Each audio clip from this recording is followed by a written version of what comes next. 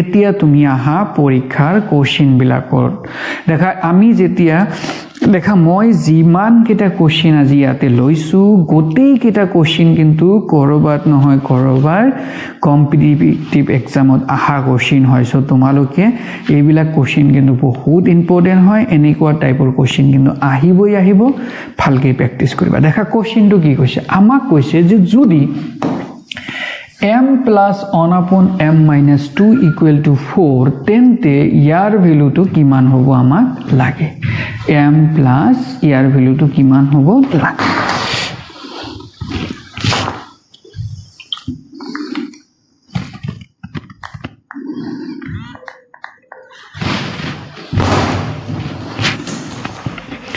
তো দেখা আমাৰ যদি আমি কোশ্চেনটো ভালকৈ চাও দেখা তোমালোকে যাৰ ভ্যালুটো ওলাব দিছে ইয়াতে দেখা ইয়াতে কিমান আছে m minus 2 আছে ইয়াতেও m minus 2 আছে তাৰ মানে এইটো কিন্তু এনেকুৱা টাইপৰ ফৰ্মত x square plus 1 upon x স্কয়াৰৰ ফৰ্মেটত আছে ইয়াৰ ভ্যালুটো লাগে কিন্তু আমাক দিছে m plus 1 upon m minus 2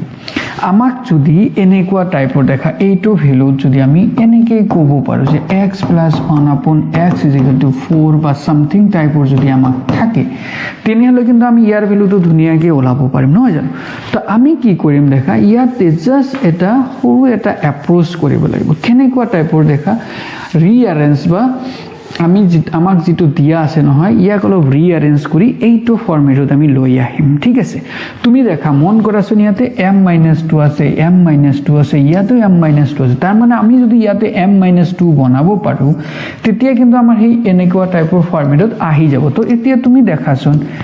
আমাক দিছে ইয়াতে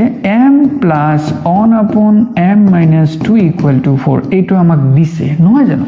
তো ইয়াৰ পৰা আমি এটা কাম কৰিব পাৰো নে দেখাছোন m-2 কৰি দিলো তাৰ মানে মাইনাস কৰি দিলো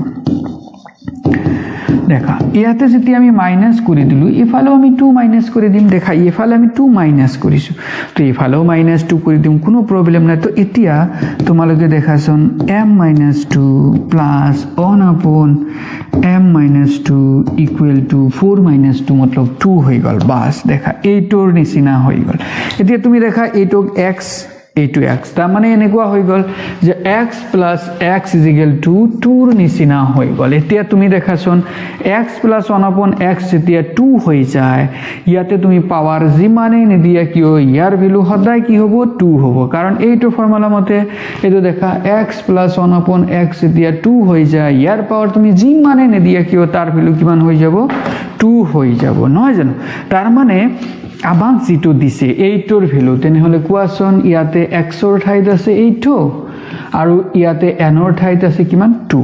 তো ফাইনালি n ৰ পাৱাৰ ইয়াতে 2 3 যিমানে নিদিয়া কিয় n ৰ ভ্যালু 2 3 যিমানে নিদিয়া কিয় ইয়াৰ ভ্যালুটো কিমান হৈ যাব 2 হৈ যাব তাৰ মানে কোনটো অপচন কাৰেক্ট হ'ব এই সি অপচন কাৰেক্ট হ'ব দেখা আমি কিন্তু ইয়াতে হি যে শৰ্টকাট ট্ৰিক বা ফৰ্মুলাটোকে ইউজ কৰিলো কি কৰিলো দেখা যেটো আমাক দিয়া আছিল তাক আমি এইটো ফৰ্মেটত বনালো এইটো ফৰ্মেটত বনাবৰ কাৰণে আমি কেনেকৈ বনাম দেখা ইয়াতে m-2 আছে সো ইয়াক আমি m-2 হিচাপত বনাম তাৰ কাৰণে আমি জাস্ট দুওফালে -2 কৰিছো ইফালেও -2 কৰিছো ইফালেও -2 কৰাৰ লগে লগে দেখা ইয়াতে m-2 plus 1 upon m-2 equal to 4 - 2 मतलब 2 আহিল আৰু আমি জানো যেতিয়া এনেকুৱা ফৰ্মেটৰ মান যেতিয়া 2 হয় তেনে হলে ইয়াৰ মান সদায় কি হৈ যায় 2 হৈ যায় তাৰ মানে ইয়াৰ ভ্যালুটো কি হ'ব 2 হ'ব ইয়াতে পাৱাৰ তুমি যিমানে নিদিয়া কিয় ইয়াতে যদি 2 ঠাই 200 ও দিয়া থাকিল হেতেন তথাপি কিন্তু ইয়াৰ ভ্যালু কিমান হলে হেতেন 2 হলে হেতেন পাৰিবা এতিয়া কৰিব দেখা কিমান ইজি আমাৰ